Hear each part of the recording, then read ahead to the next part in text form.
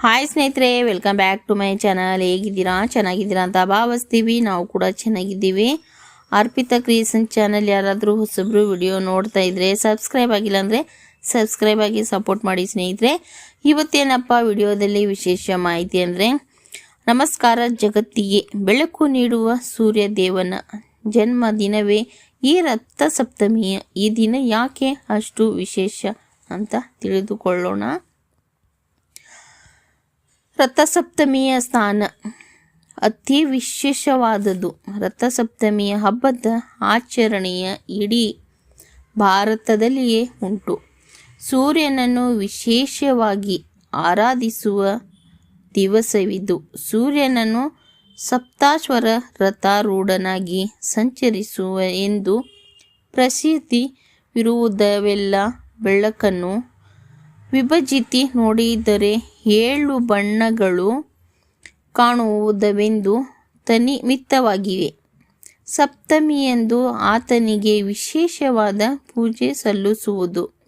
ಸಂಕ್ರಾಂತಿಯಂದು ಉತ್ತರಾಯಣ ಆರಂಭವಾಯಿತೆಂದರೆ ದೇವಾಲಯಗಳಲ್ಲಿ ರಥೋತ್ಸವಗಳನ್ನು ಸಾಮಾನ್ಯವಾಗಿ ಸಪ್ತಮಿತಿಯಂತೆ ಆರಂಭವಾಗುವುದು. ಆ ಕಾರಣಕ್ಕೆ ರಥ ಸಪ್ತಮಿ ಎಂದು ಹೆಸರು ಬಂದಿರುವುದು. ಈ ಹಬ್ಬದಲ್ಲಿ ಒಂದು ವಿಶಿಷ್ಟವಾದ ಆಚರಣೆ ಇರುವುದು. ಅದೆಂದರೆ ಅಂದು ಸ್ನಾನ ಮಾಡುವ ಬಗ್ಗೆ. ಬೆಳಗಿನ ಜಾವವೇ ಸ್ನಾನ. 7 ಎಕ್ಕದ ಎಲೆಗಳನ್ನು ತಲೆಯ ಮೇಲೂ 7 ಎಲಚ್ಚಿ ಎಲೆಗಳನ್ನು ತೋಳುಗಳು ಮೇಲೇಳು ಇರಿಸಿಕೊಂಡು ಸ್ನಾನ ಎಕ್ಕಿದು ಮಾಘ ಶುಕ್ಲ ಸಪ್ತಮಿ ಎಂಬುದೇ. ಸೂರ್ಯ ಹಣಕ್ಕೆ ಸಮಾನವಾಗುವುದೆಂಬ ಉಕ್ತಿಯಿದೆ. ಮಾಘ ಮಾಸವೆಂದರೆ ಬಹಳ ಚಳಿವೆ. ಅದರಲ್ಲೂ ಬೆಳಗಿನ ಜಾವವೆಂದರೆ ಮತ್ತು ತಣ್ಣಗಿರುವ ಅದರ ಅರುಣೋದಯ ಸಮಯದಲ್ಲೇ ಈ ಸ್ನಾನವು ವಿಹಿತ. ಇದರಿಂದಾಗಿ ತಮ್ಮಲ್ಲಿ 7 ಜನ್ಮದ ಪಾಪಗಳನ್ನು ದೂರವಾಗುತ್ತದೆ. ನಮ್ಮ 7 ಪಾಪಗಳನ್ನು ತೊಲಗುತ್ತದೆ. 1ನೇದು ಈ ಜನ್ಮದಲ್ಲಿ ಮಾಡಿದ ಪಾಪ. 2ನೇದು ಜನ್ಮಾಂತರಗಳಲ್ಲಿ ಸಂಪಾದಿಸಿದ ಪಾಪ. 3, 4, 5 ಮನಸ್ಸು, ವಾಕು, ಕಾಯ ಇವುಗಳಿಂದ ಮಾಡಿರುವ ಪಾಪ. ಹಾಗೂ 6, 7 ತಿಳಿದು ಮಾಡಿದ ಪಾಪ ಮತ್ತು ತಿಳಿಯದೆ ಮಾಡಿದ ಪಾಪ.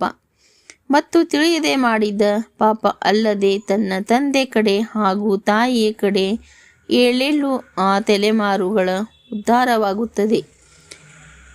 ಇದಲ್ಲದೆ ಸೂರ್ಯರನ್ನು 7 ಅಥವಾ 8 ಎಂದು ಹೇಳುವ ನುಡಿಗಳು ಉಂಟು. ಏಕೆ ಹೀಗೆ? ಮಾಸಗಳು 12 ಆಗಿದ್ದರಿಂದ ದ್ವಾರದ್ವಾತಿತ್ವ ಎನ್ನುವ ಲೆಕ್ಕ. ಆದರೆ 7 8ಗಳೆಂಬುವ ಹಾಗೂ ಸೂರ್ಯ ರಥಕ್ಕೆ 7 ಕುದುರೆಗಳು ಎನ್ನುವುದು ತತ್ವವನ್ನು ಅರಿಯಬೇಕೆಂಬ. ಸಪ್ತಾಶ್ವರಗಳೆಂದರೂ ಸಪ್ತರ್ಷಿಗಳೆಂಬುದು ಒಂದು ರೂಪಕ ಎಂದು ಅನೇಕ ಮಂದಿ ವ್ಯಾಖ್ಯಾನಿಸುತ್ತಾರೆ.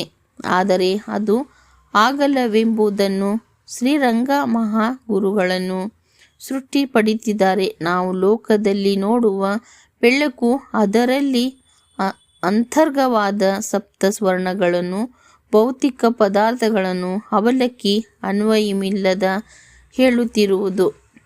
ಅತಿಶ್ರೇಷ್ಠವಾದ ಆಧ್ಯಾತ್ಮ ವಿಚಾರ ಎನ್ನುವ ಏನದು? ನಮ್ಮೆಲ್ಲರ ಶಿರಸ್ಸಿನಲ್ಲಿ 7 ಪ್ರಾಣಗಳುಂಟು. ಹೀಗೆ ಜ್ಞಾನೇಂದ್ರಿಯಗಳನ್ನು 5 ಶಿರಸ್ಸಿನಲ್ಲಿವೆ. ಅವಲ್ಲಿ ಕಣ್ಣು ಕಿವಿಗಳು ಇವೆರಡಿಗೆ ಮೂಗಿನ 2 ಹೊಳೆಗಳಿವೆ. ಇವುಗಳನ್ನು ಜೊತೆಗೆ ನಾಲಿಗೆಗೆ ಪ್ರತೀಕವಾದ ಬಾಯಿ ಇದೆ. ಈ 7 ಮುಖಗಳೇ ಎಂದು ರುದ್ರಗಳೆಲ್ಲ ಶೀರ್ಷಣ ಪ್ರಾಣಗಳೆಂದು ಶಕ್ತಿಯಲ್ಲಿ ಹೀಗೆ 7 ಬಗೆಯಾಗಿದೆ. ಇರುವುದೇನೆಂದರೆ